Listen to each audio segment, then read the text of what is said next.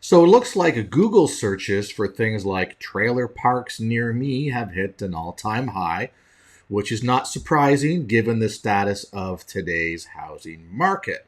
So welcome to Housing Bubble 2.0 News of the Week, or as I like to call it, another episode of As the Housing Market Turns. Today is the 5th of December. Hope you're doing well. Randy here, putting the realism back on real estate. Let's jump into it right now. So I found this kind of interesting. So why are searches for trailer park near me erupting? So stuff like this, RV lot near me, this and that. Well, the reason for the surge remains unclear, but could be attributed to the worsening housing affordability crisis ushered in by the failure of Bidenomics. All right. Earlier this year, we noticed several RV industry association industry reports that the shipments were at, were well above last year's levels. So, yeah, that was going to happen earlier in the year. So, again, when we have situations where you can't afford to buy a house, rental rates have gone up over the past couple of years, and when you leave, when a tenant leaves, the owner or actually a landlord goes, beautiful, now I can raise rates to market rent, and off we go. So they've skyrocketed over the years as well. Yeah, again, things have come down a little bit, but still, overall, it's very, very expensive for anybody searching for any kind of accommodation. So you're going to see things like this. You're going to see people looking for alternative housing, alternative accommodation to just get shelter. It's very simple as that. We're not even talking about, buying them. We're just saying, where can I park my camper? Where can I park my RV and get rid of my house? Where can I rent a trailer, camper, RV, whatever? That's going on right now. We now down in my area, of course, where we are in Florida, we have a lot of this type of activity going on. I've got firsthand experience as to what happens here. So again, the whole point is none of this comes as a surprise, as the worst housing affordability crisis in a generation has killed the American dream for many folks. So what was the American dream? You get a nice house, you get a picket fence, you're in a nice neighborhood, you buy it, you raise a family, everybody's great, kids are playing outside, you're having holidays and barbecues and everything, in your backyard, everything is great. That's, how the American dream was always portrayed, at least to us, when we came down here. So, that's sort of the sort of going theme, I would say. It's changed now. Now the American dream of having your own home really is out of reach for a lot of people here. So obviously the most vocal folks complaining about the era of unaffordability are the Gen Zers. They're of course using the platform TikTok to vent their frustrations. One of those things where it's just been a financial disaster over the past couple of years. We understand that. The lesson these youngsters need to learn is the government and central bank are responsible for your financial woes. The search data plus mobile home industry data only confirms that Gen Zers' standard of living has quickly deteriorated. Welcome to third world style living. So yeah, living, here in Florida where there are mobile homes, there are trailer parks, there are camping grounds, there are RV specifically designed parks. They're everywhere, right? You've got 55 plus mobile home type communities. You have, people who basically are, running the mobile home parks. You have people who have mobile homes on, owned lands, etc. So there's a lot going on with respect to that type of environment down here. And you'd be surprised at the number of people who are wanting these type of accommodations.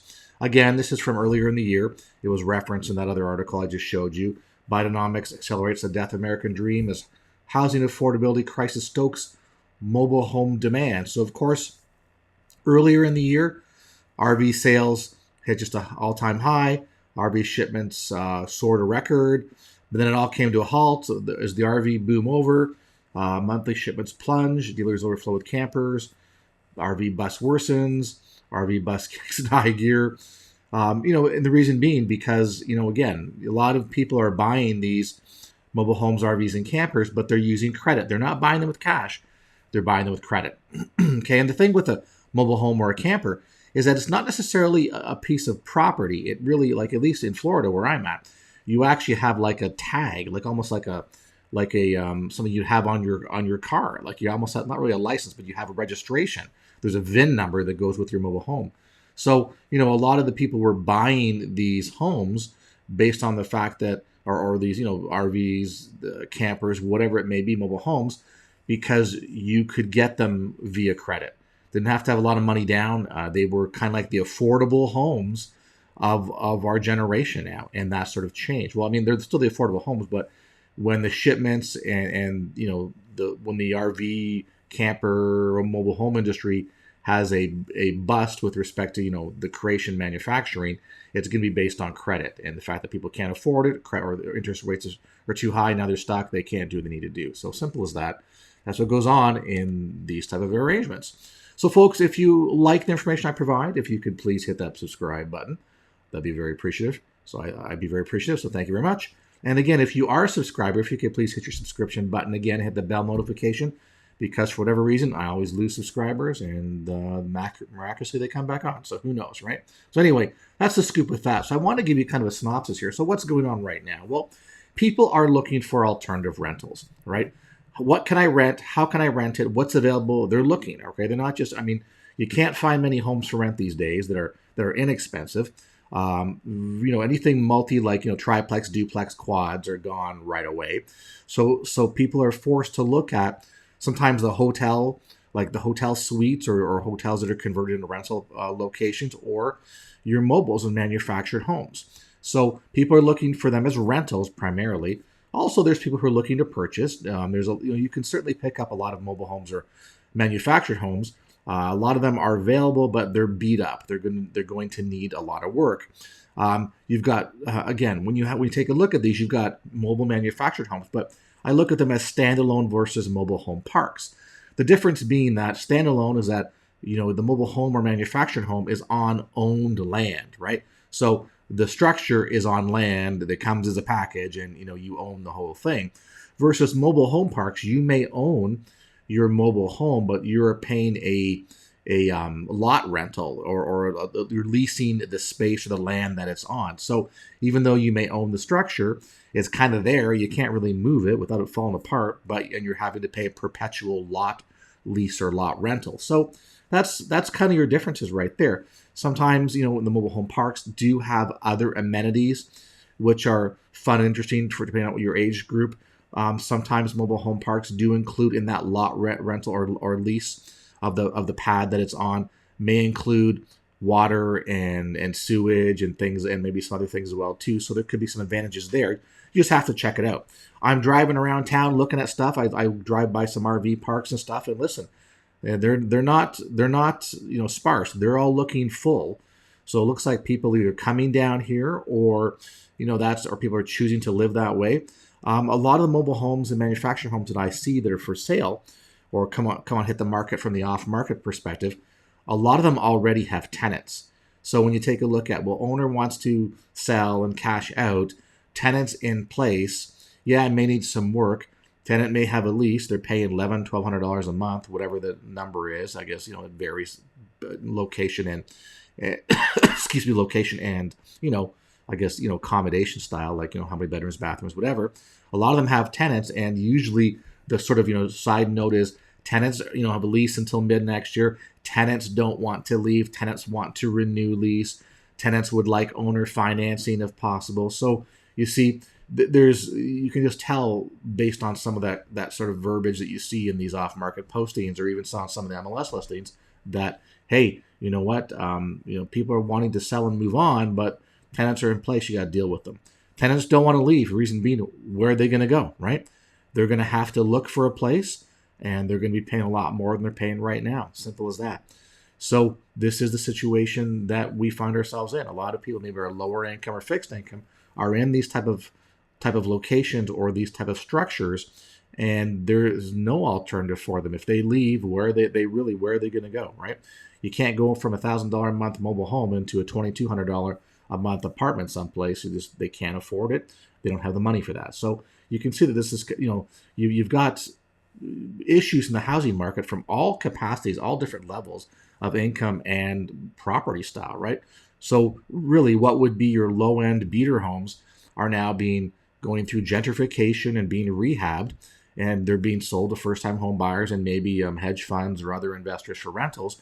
So now your true affordable housing falls into this mobile manufactured home type of arena. Simple as that. That's where we've hit as far as the market is. What's going on right now still? Well, more young people are moving back with their parents, right? I read articles about this every other day about people who are, and again, Gen Zers, even millennials, right? I saw something today about a 49-year-old woman who moved back in with her mom, okay? Just because it's tough out there, right? Why not cohabitate? That's becoming much more popular these days. The Silver Tsunami Group, the baby boomers, are not selling. Why? Because they need to move into retirement homes, and those things are expensive as well too. So they're not going to cash out, and then jump into smaller locations or secondary housing where they're paying premium right now as well too. So they'd rather just stay where they are, or they're also experiencing that on the flip side, if people are moving back in with their parents, etc., relatives, then they could be housing some of their relatives as well. The rate lock is still in effect. So obviously, if you're in a low three, sub three, low threes mortgage, you sell and you buy another house, whether you upgrade or downgrade. When you hit you're doing a new mortgage, you don't get to carry that mortgage rate with you, right? So that's the scene as well too. So why people don't want to give up the 3% rate just to buy a place and have to pay 7.5 or 8%? Not there. So we're seeing, of course, whenever we have situations of changes in the marketplace or challenges, you have innovation, right? People think of new ways to cut and paste and game the system, etc. So there's something out there right now. I mean, it maybe the concept is not new, but I guess the way they've portrayed it is now. It's called pad split.